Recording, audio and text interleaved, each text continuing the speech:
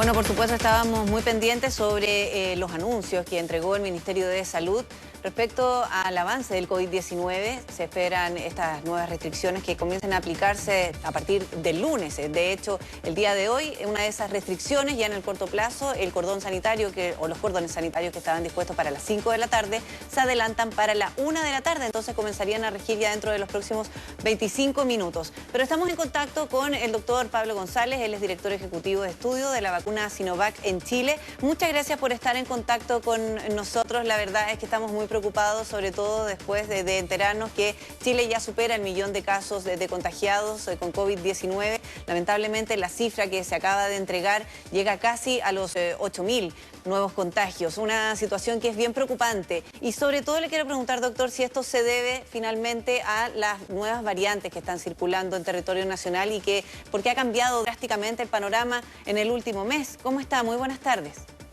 Buenas tardes, Priscila. Muchas gracias por la invitación para estar aquí. La verdad es difícil saber si es que las variantes actualmente están jugando un rol predominante en esta alta alza de infecciones que hemos experimentado en el último tiempo.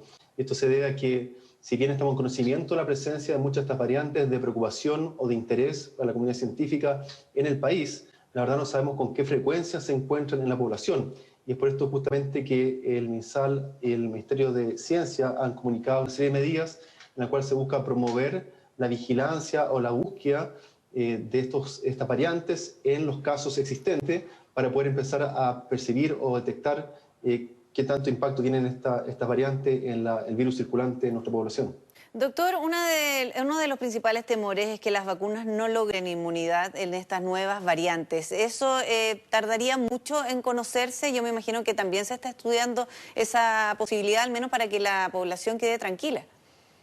Sí, esto se está estudiando a múltiples niveles en muchas partes del mundo. Es un aspecto de mucha preocupación para aquellos que han fabricado vacunas, pero también sobre aquellos que ya han experimentado la enfermedad. Hay antecedentes experimentales, estudios muy recientes, de hecho publicados hace 2 días, que sugieren que personas convalecientes de infecciones previas de COVID-19 estarían también ante esta eventual susceptibilidad de una reinfección por las variantes que están circulando a nivel mundial.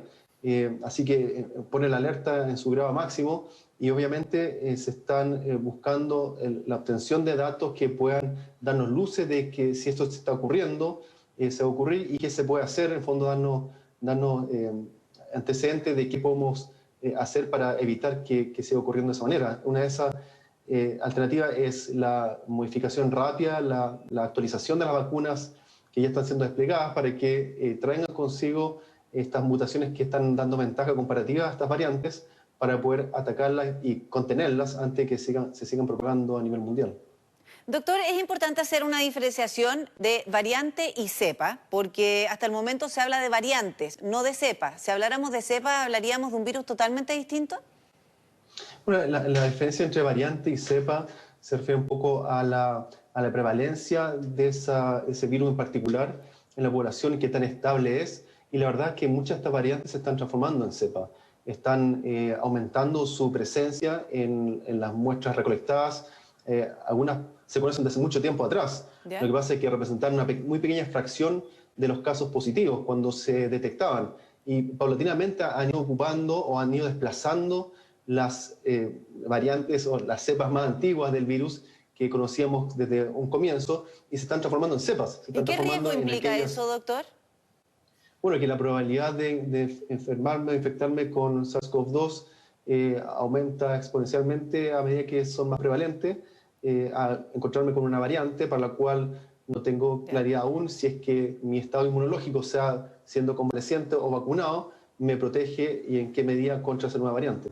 Doctor, el infectólogo Miguel O'Ryan advirtió que una mayor circulación del virus aumenta la posibilidad de que aparezca una variante chilena.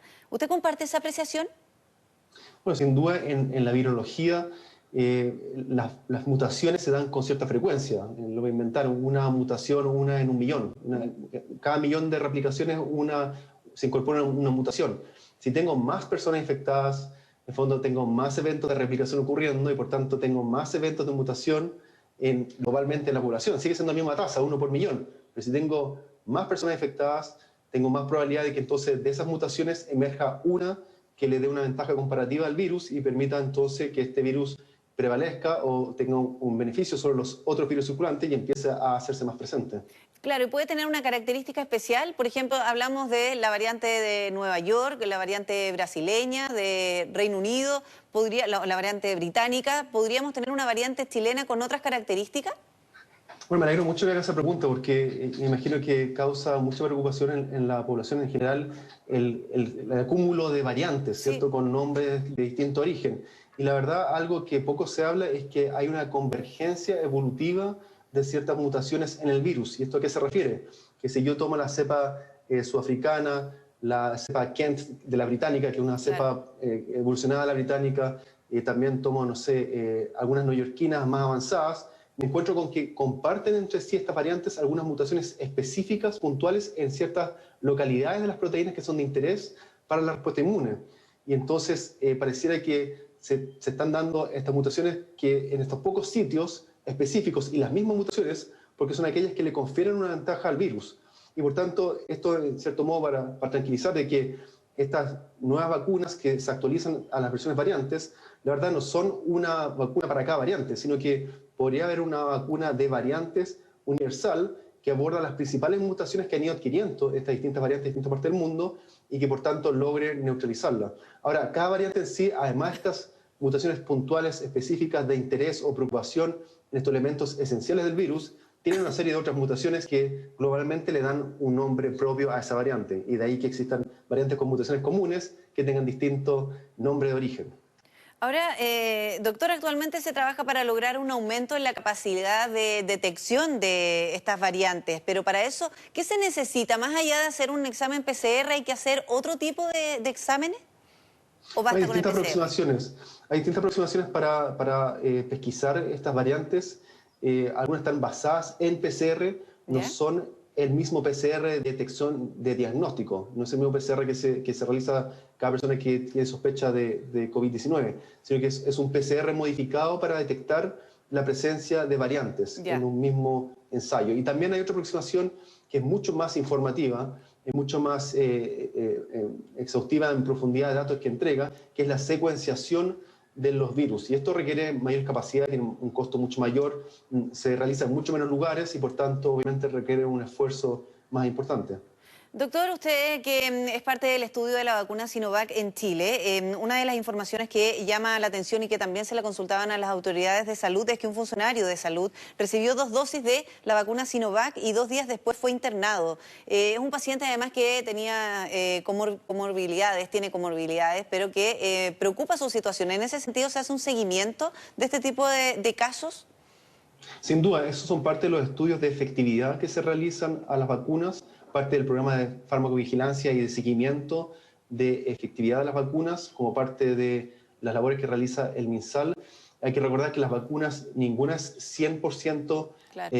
eficaz o efectiva, incluso hasta que se mencionó 100% eficaz en adolescentes, el Sí. tamaño muestral es algo relativamente pequeño, entonces uno podría encontrarse con que obviamente van a haber casos en el mundo real, donde hay millones de personas vacunadas, uno se puede encontrar con casos obviamente de personas que a pesar de ser vacunadas igual sufren alguna enfermedad, patología, manifestación sintomatológica asociada a la infección.